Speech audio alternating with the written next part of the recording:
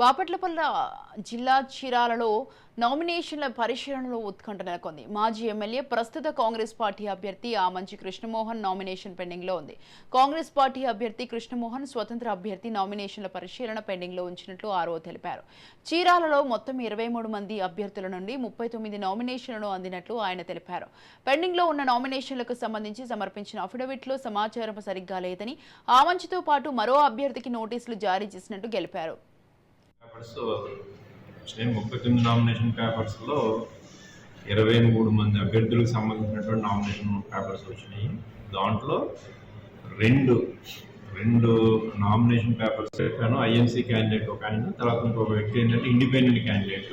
వారికి సంబంధించినటువంటి వివరంలో నామినేషన్ పేపర్స్లోనూ అఫిడవిట్లోనూ కూడా వివరాలు పొందుపరచడంలో వేరియేషన్ ఉంది. దానికి సంబంధించి ఇరు పార్టీలకి నోటీస్ ఇవ్వడం జరిగింది.